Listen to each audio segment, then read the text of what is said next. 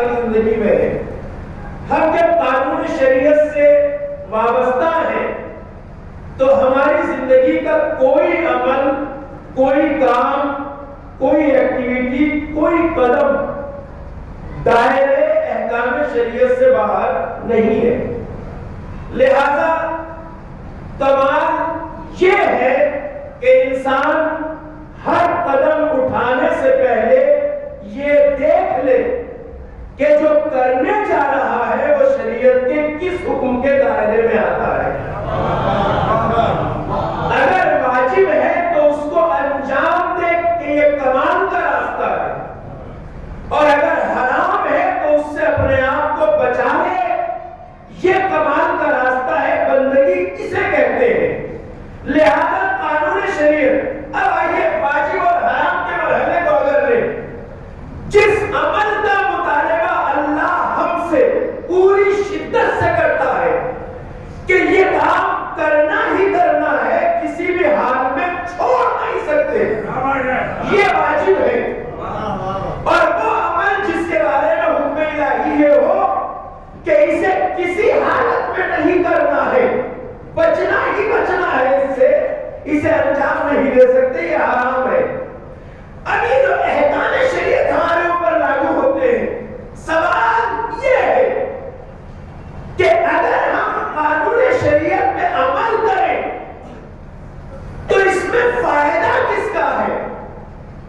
جس اللہ نے 1,24,000 انبیاء کو بھیجا، آسمانی کتابیں بھیجی، معصوم رہبروں کو بھیجا، ہدایت کا انتظام کیا، احکام کو بیان کیا، آیا ہم انسان اگر اس کے بتائے ہوئے احکام پر عمل کریں تو کیا اس میں اللہ کا فائدہ ہے؟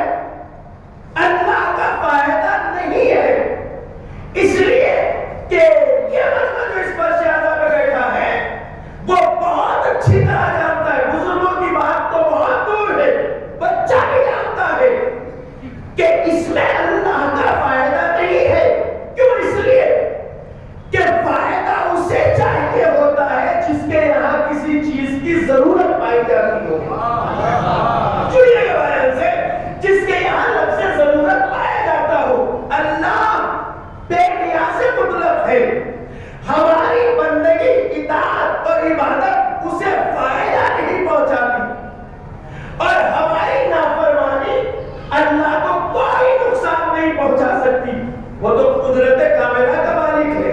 ایسا نہیں ہے کہ روئے زمین پر کچھ لوگ مل کر یہ بڑا طبقہ پیدا ہو جائے جو دن رات اللہ کرنے لگے تو اللہ کی پاور میں، طاقت میں، اختیار میں، چاہو جبروت میں کوئی اضافہ ہو جائے گا؟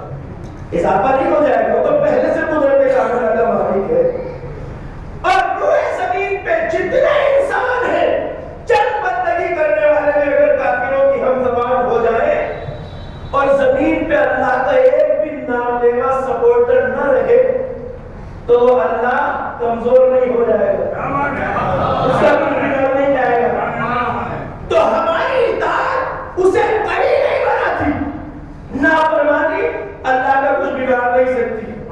تو جب اللہ کا فائدہ نہیں ہے تو فائدہ کس کا ہے؟ اللہ آواز دے گا، میرے بندے، میں نے تجھے خلق کیا ہے، میں تجھے جو راستہ بتا رہا ہوں، جس دن تو حقائق کو سمجھنے کے لائق ہو جائے گا تو خود جان لے گا کہ شریعت میں عمل کرنے میں ہمارا فائدہ نہیں بلکہ خود تمہارا فائدہ ہے. میں آ رہا ہوں اس بات کی طرف جہاں آپ کو لانا چاہتا ہوں. اللہ کہتا ہے کہ شریعت میں عمل کرنے میں تمہارا فائدہ ہے، ہمارا فائدہ نہیں. کیوں؟ کیا فائدہ ہے؟ کہ ہم نے انسان کو تاج اشرفیت کے لائق بنایا ہے، اور اس کے لیے ہم نے اس کمال تک آنے کا ایک راستہ رکھا ہے. اس راستے کا نام ہے شریعت، اطاعت اور بندگی. توجہ فرمائیے، میں تمہیدی مرحلے سے گزر رہا ہوں. جو راستہ انسان کے کمال کا ہے اس راستے کا نام ہے اطاعت، بندگی. اب ہر انسان جانتا ہے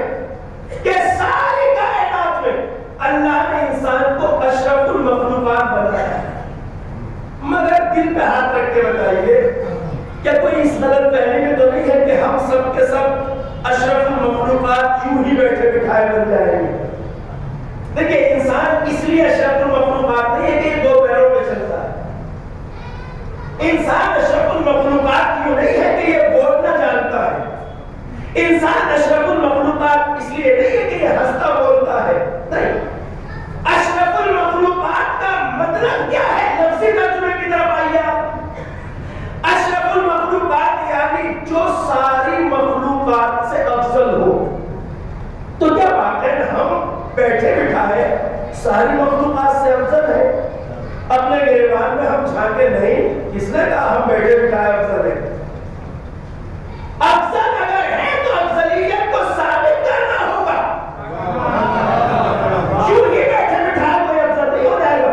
اگر سارے انسان یوں ہی افضل ہوتے تو یہی قرآن ان انسانوں کے بارے میں یہ نہ کہہ رہا ہوتا کہ ہم نے بہت سے چنور انسانوں کو پیدا کیا ہے اس لیے کہ وہ جہنم کا ایندھن ہے. لقد ذرأنا لجہنم کثیرا من الجن والانس. انسانوں اور جنوں کی ایک بڑی تعداد کو جہنم کا ایندھن بنایا گیا ہے. لہم قلوب لا یفقہون بہا. عقل دی ہے سمجھتے نہیں، آنکھیں دی ہے دیکھتے نہیں، کان دیے ہیں سنتے نہیں. ان کا نام جسے تاج اشرفیت کا غرور ہے اسے قرآن کہتا ہے یہ تو چوپایوں کی مانند ہے. بدہو مزل نہیں، گرنے پہ آتا ہے تو چوپائے سے بھی زیادہ گمراہ ہو جاتا ہے. تو بیٹھے بٹھائے کوئی اشرف نہیں ہے. اشرفیت کے لائق ثابت کرنا ہوگا. اب مخلوقات پہ نظر ڈالیے کائنات میں. مخلوقات یہ ساری کائنات میں جو چیزیں وہ مخلوق ہے. انسان اشرف المخلوقات. تو یہ زبان درازی والی بات نہیں ہے. تب ہوگا جب اپنی اشرفیت کو ثابت کرے. سورج مخلوق ہے، چاند مخلوق ہے، زمین مخلوق ہے، ستارے مخلوق ہیں، پہاڑ مخلوق ہے، سمندر مخلوق ہے، دریا مخلوق ہے، ہوائیں مخلوق ہیں. اب دیکھیے توجہ فرمائیے، انسان بیٹھے بٹھائے کے ساری چیزوں سے افضل ہے؟ نہیں، بیٹھے بٹھائے نہیں. تب ہوگا جب اپنی افضلیت کو ثابت کرے. اب دیکھتے جاؤ کہ اس عالم وجود میں تمہارا فائدہ زیادہ ہے یا اس مخلوق کا فائدہ زیادہ ہے جس سے تمہیں افضل قرار دیا جا رہا. جڑیے گا بات سے. میں دیکھیے دقیق بات کو آسان کرنا چاہتا ہوں اس لیے ذرا سبق دے رہا ہوں. افضلیت یوں ہی نہیں. اب سمندروں سے کتنے فائدے ہیں عالم انسانیت کو. جس دن تمہارا وجود کائنات کے لیے سمندر سے زیادہ فائدے مند ہو جائے اس دن تم سمندر سے افضل ہو. پہاڑوں کا کتنا فائدہ ہے زمین کے لیے. جس دن تمہارا وجود پہاڑوں سے زیادہ مفید ہو جائے اس دن افضل ہو. چاند کا کتنا فائدہ ہے اس نظام شمسی میں. جس دن تمہارا وجود چاند سے زیادہ فائدے مند ہو جائے اس دن چاند سے افضل ہو. بیٹھے بٹھائے نہیں. سورج کا کتنا فیض ملتا ہے اس نظام شمسی کو. جس دن تمہارا وجود سورج سے زیادہ مفید ہو جائے اس دن سورج سے افضل ہو. مگر یوں ہی نہیں بیٹھے بٹھائے کہ ہم اشرف المخلوقات ہیں. اب کیا پیمانہ ہے کہ ہم یہ اندازہ لگائیں کہ ہم کس چیز سے افضل ہو چکے ہیں اور کس سے افضل ہونے کی ضرورت ہے. اب اگر یہ اندازہ لگانا ہے تو ایک قاعدہ دے رہا ہوں اور یہ سنت الہیہ ہے. دنیا کا معیار کچھ بھی ہو مگر قدرت کا معیار یہ ہے کہ وہ افضل کو حاکم بناتا ہے، مفضول کو محکوم بناتا ہے. توجہ فرمائیے گا. افضل کو حاکمیت عطا کرتا ہے، مفضول کو محکوم بناتا ہے. ایسا نہیں ہوتا اس کے قانون میں کہ بس حاکم ہو اور فضیلت رکھنے والا محکوم ہو. کہ نہیں، اس کا قانون یہ ہے آپ دیکھتے جاؤ کس چیز سے افضل ہو. اگر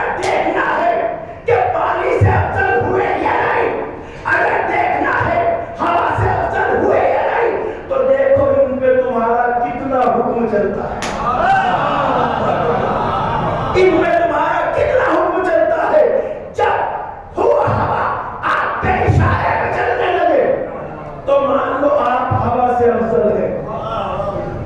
جس دن پانی اشاروں پہ چلنے لگے مان لو آپ پانی سے افضل ہیں.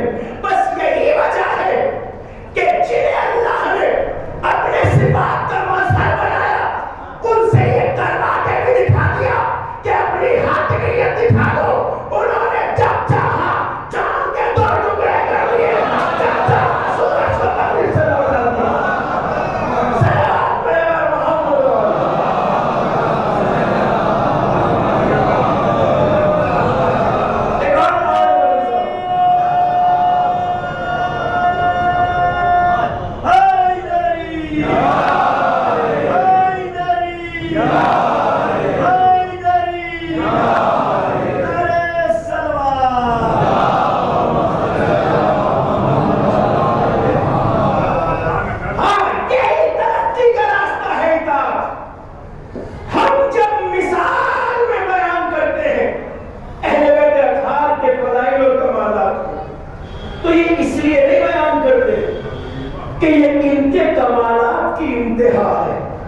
نہیں.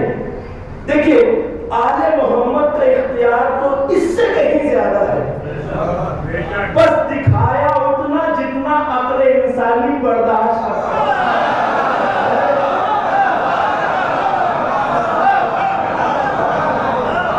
وگرنہ وعدہ اللہ کا ہر انسان سے ہے کہ یہ راستہ اطاعت کا کھلا ہے. اور میں آپ کو حدیث قدسی سنا رہا ہوں. بزرگ جانتے ہیں، جو بچے نہیں جانتے ان کے لیے بتا رہا ہوں. حدیث قدسی اللہ کے کلام کے اس مجموعے کو کہتے ہیں جو نازل اللہ ہی کی طرف سے ہوا ہے مگر جزء قرآن نہیں ہے. پارٹ آف قرآن نازل اللہ ہی کی طرف سے ہو انبیاء اولیاء صلاحہ کے اوپر مگر جزء قرآن نہیں ہے. اب حدیث قدسی یہ اختیار دینے کا وعدہ اللہ نے ہر انسان سے کیا ہے، بس ضرورت ہے اس راستے پہ چلنے کی. وعدہ ہے کسی سے. اب حدیث قدسی سناتا ہوں. ارشاد ہوتا ہے عبدی اتینی، اللہ کہتا ہے آسان سی بات ہے بظاہر. ارشاد ہوتا ہے اے میرے بندے میری اطاعت کر. اطاعت یعنی یہی جو احکام ہے اس پہ عمل کرنا. عبدی اتینی، میرے بندے میری اطاعت کر. اس اطاعت کا فائدہ کیا ہے؟ حتی اجعلک مثلی.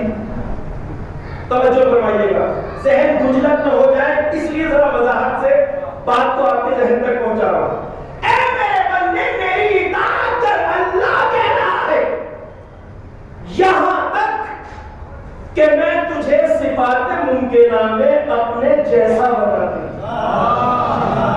مثلی نہیں کہا گیا. یہ جو ان کا مجمع ہے آپ کی سماعتوں سے میں واقف ہوں، آپ مجھ سے واقف ہیں، اسی لیے میں ضرورت جہاں نہیں ہوگی وضاحت نہیں کروں گا. مثلی نہیں کہا، مثلی کہا گیا ہے. اللہ کا مثل کوئی نہیں ہو سکتا. مثل تو کوئی ہو نہیں سکتا. اس نے کہا مثلی، مثل نہیں کہا. مثل وہ ہوتا ہے جس میں صفات کا عکس نظر آئے. حتی اجعلک مثلی، ہر انسان سے کہہ رہا ہے یہاں تک کہ میں تجھے صفات ممکنہ میں اپنا آئینہ بنا دوں. کس منزل تک لے جانا چاہتا ہے؟ کہ انا اقول لشیء کن فیکون، میں تجھ خاکی کو اتنا اٹھانا چاہتا ہوں کہ جیسے میں کسی چیز کو کہتا ہوں ہو جا تو وہ ہو جاتی ہے، بس تو بھی کہے ہو جا تو وہ ہو جا. ایک سلام پڑھیے محمد.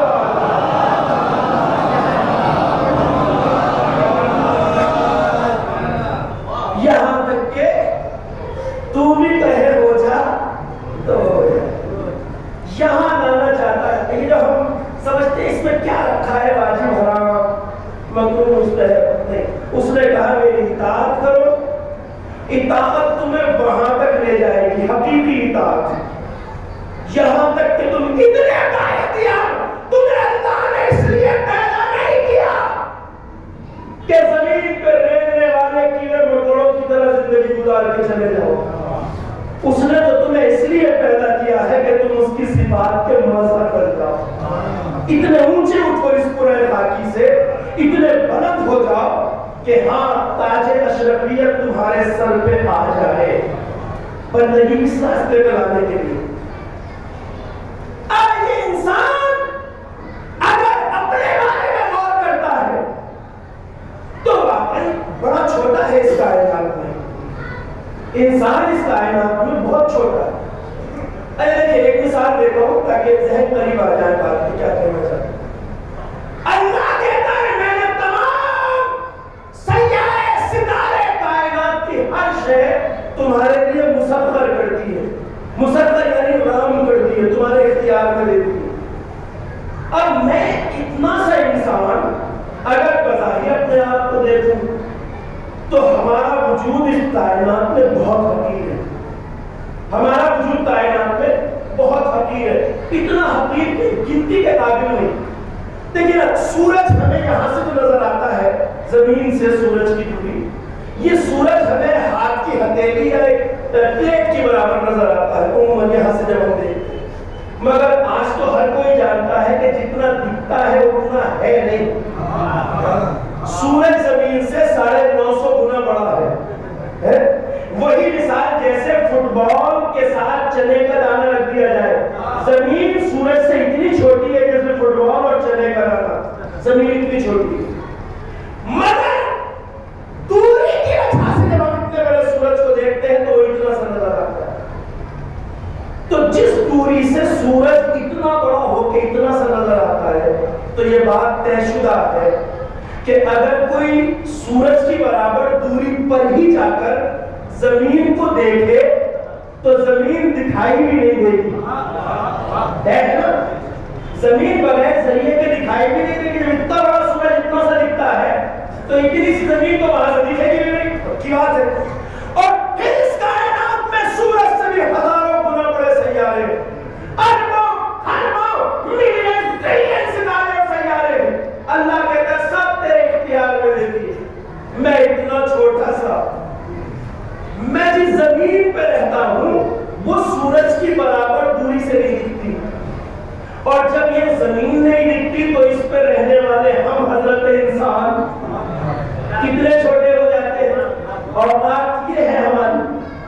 اب آئیے، یہی مقام ہے جس مقام پہ امیر کائنات ارشاد فرماتے ہیں اتزعم انک جرم صغیر، اے انسان کیا تو اپنے آپ کو چھوٹا سا سمجھتا ہے؟ توجہ فرمائیے گا، میں کہاں لانا چاہتا ہوں آپ کو۔ اے انسان جو اتنا چھوٹا ہے اسے مولا فرماتے ہیں تو اپنے آپ کو کیا چھوٹا سا سمجھتا ہے؟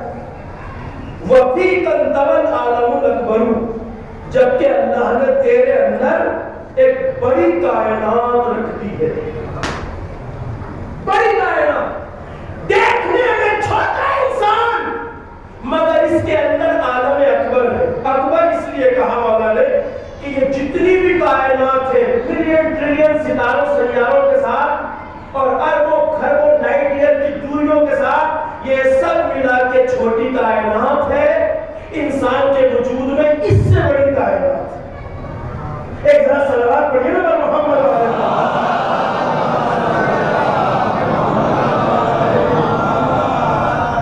اب جس دن انسان اپنے وجود کی اس بڑی کائنات کو ایکٹیویٹ کرنے کے لائق بن جائے گا، اس دن اس ظاہری کائنات پر حاکمیت کے لائق بن جائے گا۔ ابھی بعید از امکان بات ہو رہی ہے، بعید از امکان اس لیے نہیں ہے کہ ہمارے اپنی بستیوں میں، محلوں میں، علاقوں میں ایسے بزرگ ہم نے دیکھے ہیں، ایسی ہستیاں علماء پاکیزہ افراد دیکھے ہیں کہ جن سے محیر العقل واقعات صادر ہوئے ہیں۔ بعض بزرگان ایسے مدفون ہیں، نوری سے اعلیٰ ہے بستیوں میں، جن کی قبروں پہ اب بھی حاجتیں پوری ہو جاتی ہیں۔ یہ کیوں ہوتا ہے؟ جتنا جتنا ان کا درجہ اطاعت اتنا اتنا اللہ نے اختیار دیا ہے، اتنا اتنا اختیار دیا ہے۔ ایسے ایسے علماء مولانا نے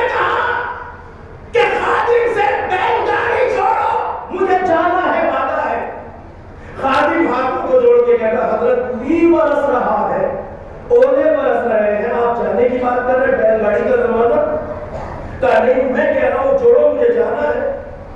خادم نے اسرار دیکھا, بیل گاڑی جوڑی, گھر سے نکل پڑے اور دیکھنے والوں نے دیکھا راستے کے اس طرف بھی بارش مگر ان کے اوپر ایک قطرہ پانی نہیں گر رہا. کیا ہے یہ وہی اختیار ہے جس کا اللہ نے وعدہ کیا. اسے بعید از امکان نہ سمجھیے. جتنا دائرہ اطاعت. ہاں شہر مدینہ ایک بقال سبزی فروش, ہمارے علاقوں میں ہمارے درمیان ایک سبزی فروش کی اوقات کیا ہوتی ہے, لیکن ہمارے دین نے ایک بہترین ادب ہمیں سکھایا ہے. اسلام کہتا ہے کہ کسی بھی انسان کو حقیر مت سمجھو. کسی بھی انسان کو حقیر, اس لیے کہ لوگوں کے بیچ اللہ کا ولی پوشیدہ ہے. اب ممکن ہے جسے نخوت میں ہم حقارت سے دیکھ رہے ہو, نہ جانے اس کا کیسا رابطہ رب کریم سے.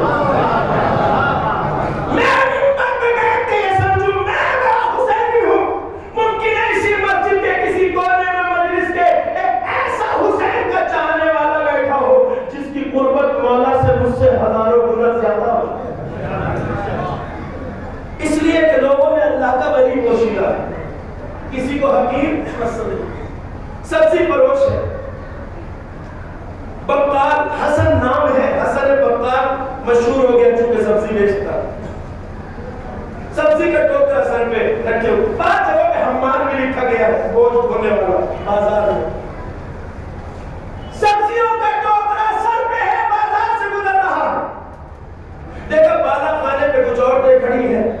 آپ اور ہم بھی عموماً اپنے بچوں کے, ایک ماں اپنے بچے کو کھلا رہی ہے چھت پر بالا خانے, اچھالتی ہے, کیچ کرتی ہے, بچہ ہنس رہا ہے, خوش ہو رہا ہے. یہ گائے کو بچہ ماں کے ہاتھ سے پھسلتا ہے, چھت سے نیچے گرنے لگتا ہے. نظریں چونکہ اوپر تھی, فوراً کہا اے ہوا اس بچے کو روک لے. سارے بازار نے دیکھا کہ جیسے ہی یہ لفظ زبان سے نکلے بچہ ہوا میں ٹھہر گیا. حسن آگے گیا, ہاتھوں کو پھیلایا, بچہ ہاتھوں پہ آ گیا. ماں کلیجہ تھامے ہوئے دوڑتی آئی, بچے کو سمجھ سب نے گھیر لیا. حسن یہ کارنامہ کیسے کر دکھایا, یہ کمال کیسے کر دکھایا؟ کہ اس میں میرا ذاتی کمال کچھ نہیں ہے, بس بات اتنی ہے کہ میں نے زندگی بھر اپنے رب کا کہا مانا, آج اس نے میری زبان کی لاج رکھی. صلوات پڑھیے بر محمد و علیہ وسلم.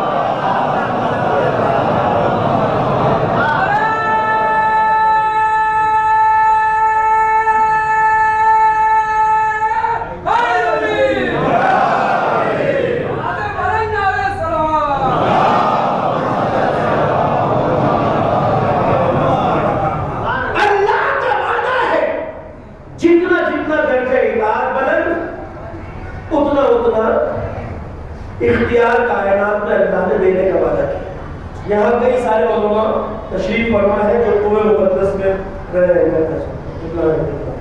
ہمارے بعض اساتید وہاں کہا کرتے ہیں کہ جب کوئی بہت بڑی حاجت ہو تب امام رضا یا بی بی معصومہ سے مانگا کرو, لیکن اگر کبھی جیب خرچ ختم ہو جایا کرے تو شیخ صدوق کی قبر پہ جا کے مانگ لیا کرو, مل جاتا ہے.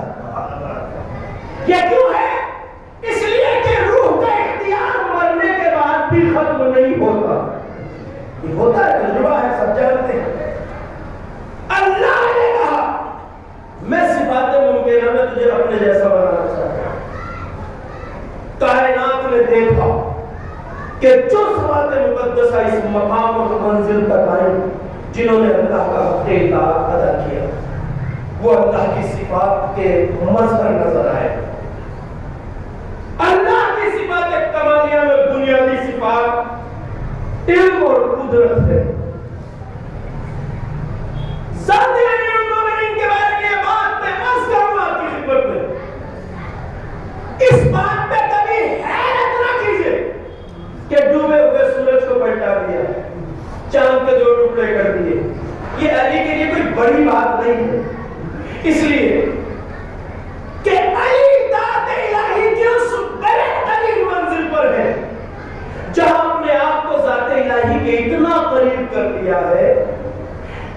علی کے صفات بھی اب اسی طرح اہل ذات ہے جس طرح اللہ کے صفات اہل ذات ہے۔ دیکھیں یہ ایک معمولی بات نہیں ہے جو کہنا چاہتا ہوں، کیونکہ اس طرح سے گفتگو نہیں ہو پاتی ہے، میں آسان کر رہا ہوں۔ اللہ کے بارے میں ہمارا اعتقاد اور عقیدہ کیا ہے؟ اللہ کے صفات اہل ذات ہے، ظاہر پر ذات نہیں ہے۔ یعنی ایسا نہیں ہے کہ اللہ ہو بعد میں وہ عالم بنا ہو، اللہ ہو بعد میں وہ صاحب قدرت بنا ہو، ظاہر پر ذات نہیں۔ اللہ ہے علم کے ساتھ، علم اس کی صفت عینی ہے، یعنی کوئی بھی زمانہ کوئی بھی وقت ایسا نہیں سوچا جا سکتا جب اللہ ہو اس کے پاس علم نہ ہو، اللہ ہو اس کے ساتھ قدرت نہ ہو، عین ذات ہے۔ علی کو اللہ نے اپنی ذات سے اتنا قریب کر لیا کہ علی کے صفات بھی اہل ذات بن گئے، یعنی ایسا نہیں ہو سکتا علی ہو اور قدرت نہ ہو، علی ہو اور علم نہ ہو۔ علی ہے بچپن میں کلمہ اشہر چیر کے بتایا میں آج بھی صاحب قدرت ہوں، جوانی میں خیبر اکھاڑ کے بتایا کہ میں آج بھی صاحب وہ خطیب منبر سنونی جس نے پیدا ہوتے ہی آسمانی کتابوں کی تلاوت کی، تب بتایا کہ علی کے ساتھ علم اب بھی ہے۔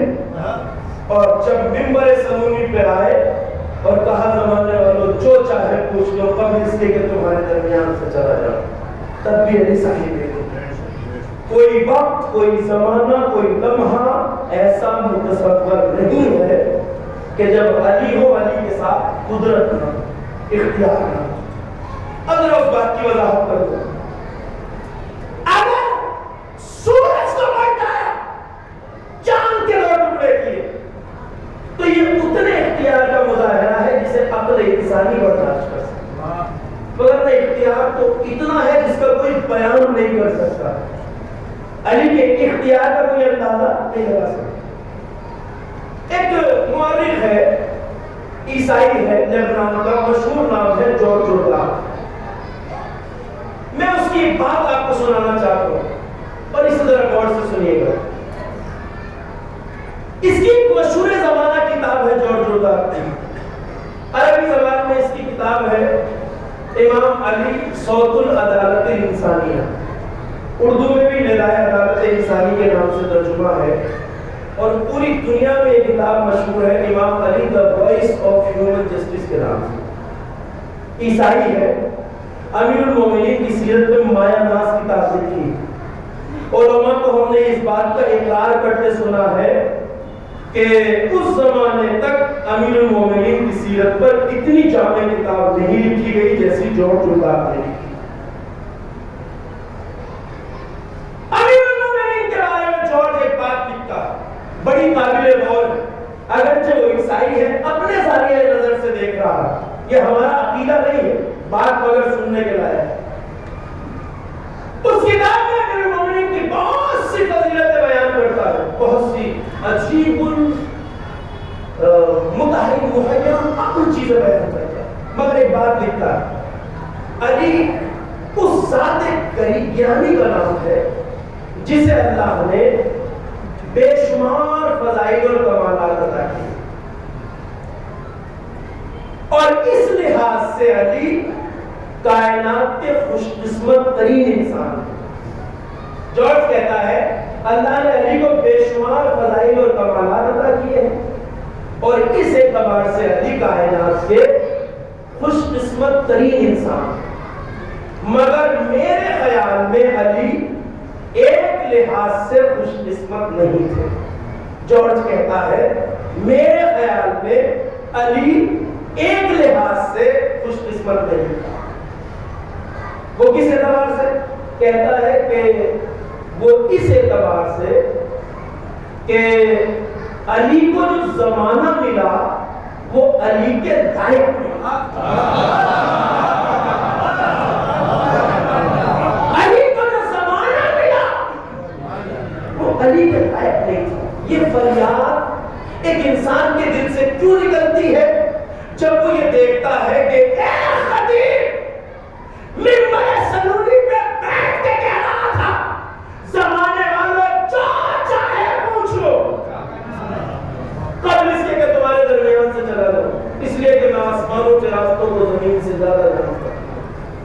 اور اس سے پوچھنے والا بک پوچھتا ہے یا علی بتاؤ میرے سر میں بال نہیں.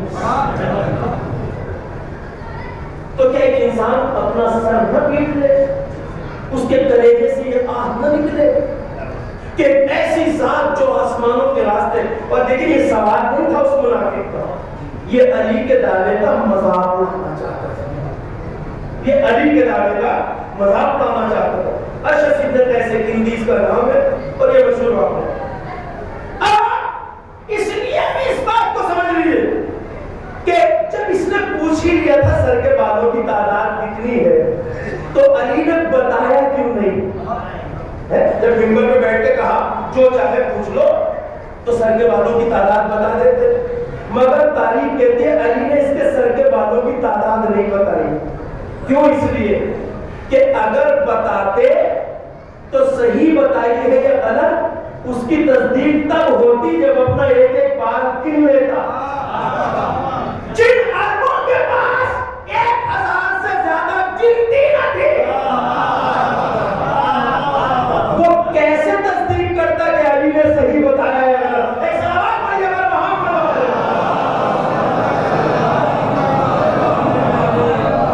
اس لیے سر کے بالوں کی تعداد نہیں بتائی. بتایا اشعث میں تیرے سر کے بالوں کی تعداد جانتا ہوں مگر تو اتنا جاہل ہے کہ تائید اور تصدیق نہیں کر سکتا. بھائی آپ پوچھے مولانا اس پیڑ پہ پتے کتنے ہیں؟ اگر میں بتا بھی دوں تصدیق تو تب ہوگی نا جب آپ ایک ایک پتا گن لیں. اس شرط کے ساتھ ایک بھی پتا ادھر سے ادھر نہ ہو. وہ نہیں کر سکتا تھا اس لیے علی نہیں بنا. مگر اتنا آسان نہ صرف علی تیرے سر کے بالوں کی تعداد جانتا ہے بلکہ علی کی نگاہیں تو یہ بھی دیکھ رہی ہیں کہ تیرے ہر بال سے ایک شیطان لٹکا ہوا جو تجھے ہر لمحہ جہنم کی طرف کھینچ رہا. اشعث اگر تصدیق کرنا چاہتا ہے علم علی کی تو وہ بات بتاتا ہوں جس کی زمانہ تصدیق کر سکے. سن بتا رہا ہوں آج کل تیری اولاد میری اولاد کی قاتل ہے. اسی ملعون کا بیٹا ہے محمد بن اشعث جس نے جناب مسلم کو شہید کیا. اسی کی ملعون بیٹی ہے جعفر بنت اشعث جس نے امام حسن کو زہر دیا. قاتلی نے امام حسین میں اس کی اولاد شامل. علی بن ابی طالب نے جہاں عقل انسانی اس منزل میں ہو کہ کوئی علی کے علم کو سمجھنے والا نہ ہو اس میں اتنا ہی دکھایا جتنا عقل برداشت کر سکے. ورنہ اختیار اس سے کہیں زیادہ. اختیار علی کا کوئی اندازہ نہیں لگا سکتا نہ علم علی کا کوئی اندازہ لگا سکتا. امیر المومنین نے ایسا نہیں ہے کہ جو کہا ہوا نہیں ہوا.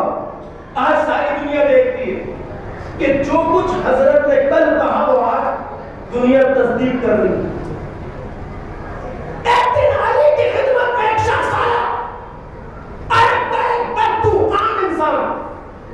بس سوال ہے کسی کے ذہن میں بھی آ سکتا آگے کہتا یا علی یہ بتائیے زمین اور سورج کے بیچ دوری کتنی ہے؟ فاصلہ مسافت. دیکھیں وہی مجبوری ہے نا. زمانہ وہ ہے کہ جہاں 1000 سے زیادہ گنتی نہیں اور فاصلہ ہے کروڑوں میل کا. تو علی سے کس طرح بتائیں کہ کتنا فاصلہ ہے؟ بڑا مشکل سوال ہے نا مگر مشکل کشا کے لیے مشکل نہیں. لہذا جب اس میں پوچھا یعنی بتائیے. اب ایک عرب کا عام بدو سوال ذہن میں آ گیا پوچھئے یعنی بتاؤ میرے یہ زمین اور سورج کے بیچ دوری کتنی. یہ واقعہ میں نے ایک مبلغ نامی رسالہ چھپتا تھا لندن سے اس میں دیکھا. علماء نے اور بھی کہیں پڑھا ہے. علی نے جانے نہیں دیا ایک جواب دیا جو تاریخ میں محفوظ رہ گیا. اب علی اسے گنتی میں نہیں بتا سکتے تھے. ایک جواب دیا سن اگر تو سورج اور زمین کے فاصلے کا اندازہ کرنا چاہتا ہے تو ایسا کر آج سے اگر تو اپنے گھوڑے کو سورج کی طرف دوڑانا شروع کرے یا اڑانا شروع کرے تو 500 سال میں سورج پہ پہنچ جائے گا. حضرت نے جواب دے دیا. اب اس کی کیا سمجھ میں آیا نہیں پتا. 500 سال تک کیسے دوڑائے گا گھوڑا؟ کچھ سمجھ میں آیا ہو یا نہ آیا ہو اتنا تو آ گیا ہوگا کہ 500 سال نہ میری عمر نہ میرے گھوڑے کی عمر. مگر جواب تاریخ میں محفوظ 500 سال میں سورج پہ پہنچ جائے گا۔ آج دنیا علی کی عظمت کو اس لیے سلام کرتی ہے کہ جو کہا اس کی تصدیق۔ سورج اور زمین کے درمیان تقریباً 9.5 کروڑ میل کا ہے کم و بیش۔ علی نے جو کل جواب دیا، آج کیلکولیٹر سب کے پاس ہے۔ عربی النسل گھوڑے کی رفتار 22 میل فی گھنٹہ ہوگی، اور آپ کو یہ بات جان کے حیرت ہوگی کہ 22 میل فی گھنٹہ کی رفتار کو جب 500 سال کے گھنٹوں پہ آپ ضرب کریں گے تو فاصلہ وہی نکلے گا جس کو آج کی سائنس مانتی ہے۔ صلوات پڑھیے گا محمد علیہ وسلم۔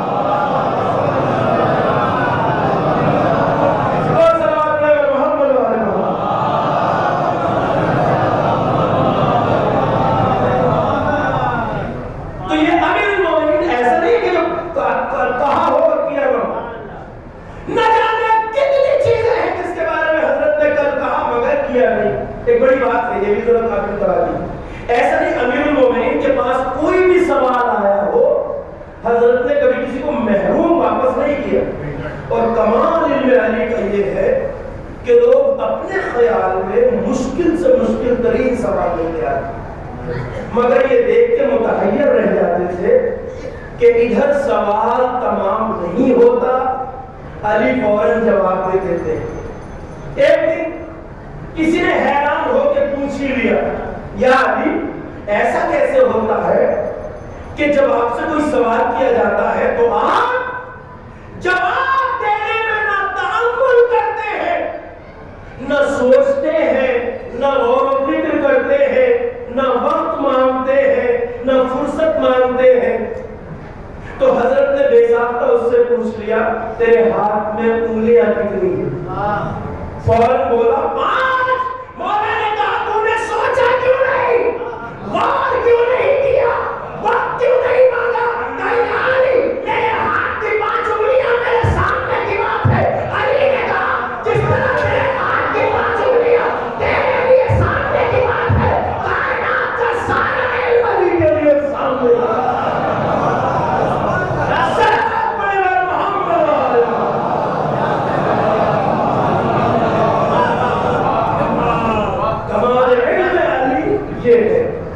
کہ ایسا نہیں ہے کہ پوچھا ہو کسی نے اور وقت مانگ رہے ہو، سوچ رہے ہو۔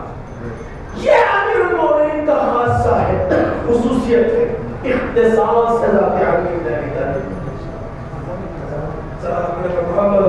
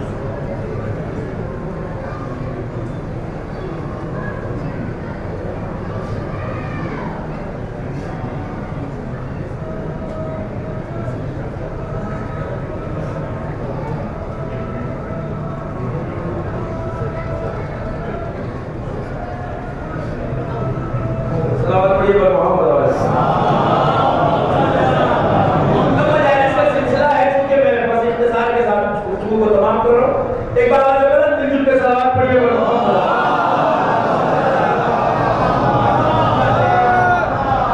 تو کمال علم الہی یہ ہے کہ آپ مظہر ہے علم الہیہ کا. جس طرح علم الہی کی حدود کا کوئی اندازہ نہیں لگا سکتا، کوئی علی کے علم کا بھی اندازہ نہیں لگا سکتا.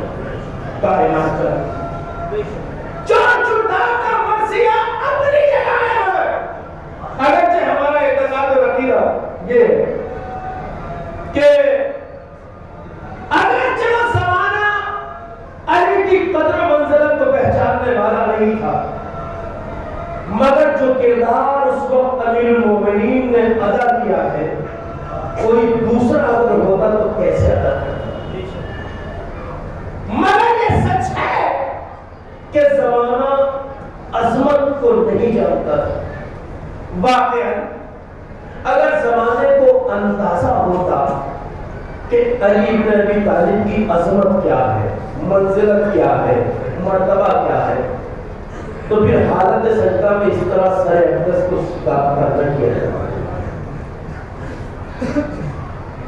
اگر زمانے کو اندازہ ہوتا کہ فاطمہ زہرا کا مرتبہ کیا ہے، تو اس طرح در و دیوار کے بیچ فاطمہ کی پسلیوں کو شکست کرنا کیا جائے. جن لوگوں کے درمیان ایسی معصوم ہستیاں تھیں، اگر اندازہ ہوتا کہ حسن کس عظیم شہزادے کا نام ہے، تو اس طرح جگر کے 72 ٹکڑے کٹ کٹ کے تشکیل نہیں. اگر زمانے کو پتا ہوتا حسین کس سادے گرامی کا نام ہے، تو اس طرح کربلا کے میدان میں بھوکا پیاسا سپاہی کیا جاتا. بسر باب ازا ایک عزادار سید الشہداء، ماتمدار سید الشہداء کے مثال ثواب کی وجہ سے مصائب کی چند فکر مجلس تمام. تاریخ کربلا جو دردناک ترین پہلو رکھتی ہے انسانیت کے سامنے، وہ ہے کربلا والوں کی پیاس. حسین کے سامنے امتحانات بہت تھے، مگر ایک سب سے شدید اور سخت ترین امتحان ننھے ننھے بچوں کی پرورش کی. جس کے خیموں سے ننھے ننھے بچوں کی آوازیں آ رہی ہو، ہائے پیاس، اس حسین کے پائے سے بات میں لفظش نہیں آتی. جو صاحبان اولاد ہے اس مجمع میں ذرا تصور کریں، جو صاحب اولاد ہے، اگر ہمارا بچہ رات کے کسی وقت اٹھ جائے، جاگ جائے، رات کا کوئی بھی پہر ہو اور وہ پانی مانگ لے، تو کیا کوئی دوبارہ تب تک سو سکتا ہے جب تک اپنے بچے کو پانی نہ مل جائے؟ حسین کی سکینہ ایک نہیں، 3 رات سے کہہ رہی ہے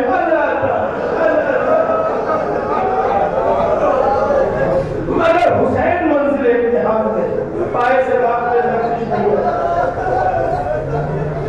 مگر یہ ضرور عرض کرنا چاہوں گا کہ کربلا کی تاریخ یہ تو بتاتی ہے کہ حسین کے بچے 3 دن کے پیاسے تھے، مگر تاریخ کربلا یہ نہیں جانتی کہ خود آقا کب سے پیاسا،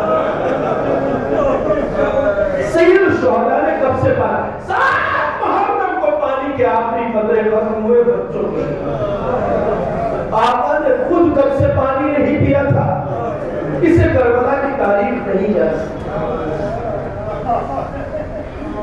یہی وجہ ہے کہ حسین کے بچے خود بھی پیاسے تھے، مگر یہ بھی اندازہ تھا کہ بابا کتنے پیاسے. اس لیے کہ باپ کی مصیبتوں کا اندازہ سب سے زیادہ اولاد کو ہوتا ہے. سکینہ پیاسی ہے، مگر یہ بھی جانتی ہے میرا بابا کتنا پیاسا ہے. 18 سال کا علی اکبر پیاسا ہے، مگر یہ بھی پتا ہے بابا کتنے پیاسا ہے. سید سجاد خود پیاسے ہیں مگر یہ بھی اندازہ ہے بابا کتنے پیاسے ہیں۔ حسین کا جوان اکبر مقتل سے واپس آیا۔ حسین نے پوچھا لال کیوں واپس آ گئے؟ کہا بابا میں نے بہت دیر جنگ کی ہے اور اب شدت پیاس سے میرا کلیجہ چل رہا ہے۔ بابا اگر مجھے ایک قطرہ پانی مل جائے تو ان ظالموں کو بتاؤں میرے دادا کی شجاعت کی۔ تو حسین نے کہا میرے لال مگر آپ کو پتا ہے خیموں میں پانی نہیں ہے اکبر؟ کہا ہاں مجھے پتا ہے۔ تو حسین نے کہا بیٹا جب پتا ہے تو کیوں آ گئے؟ اب مجھے نہیں پتا اکبر کی یہ بات حسین نے کیسے سنی، کاش حسین منزل امتحان میں نہ ہوتے۔ کہا بابا مجھے پتا ہے۔ کہا بیٹا جب پتا ہے تو کیوں آ گئے؟ کہا بابا یہ سوچ کے آ گیا کہ آپ ساتھی کوثر کے نام کاش حسین اپنے لال کو جامع کوثر سے سیراب کر سکتے۔ مصلحت تھی۔ کیا کہا؟ اکبر پانی تو نہیں ہے میرے لاش، ایسا کرو اپنی زبان میرے ذہن میں رکھو، شاید کچھ ٹھنڈک محسوس ہو۔ جوان بیٹے نے جیسے ہی زبان بابا کے ذہن میں رکھی دوسرے ہی لمحے تڑپ کے باہر پھینک دی۔ کہا بابا آپ کی زبانوں تو مجھ سے زیادہ باتیں ہوئے۔ وہ سید سجاد جس نے 3 دن بعد اجازہ امامت سے آ کے بابا کا لاشا دفن کیا۔ مصیبتیں تو کربلا میں بہت گزری تھی مگر جب قبر بنائی تو کس مصیبت کا سجاد کو زیادہ احساس تھا؟ قبر بنائی، انگشت شہادت سے لکھا ھذا قبر الحسین الذی قتلوہ افشانا، یہ اس حسین کی قبر ہے جسے پیاس اور ذبح کیا گیا۔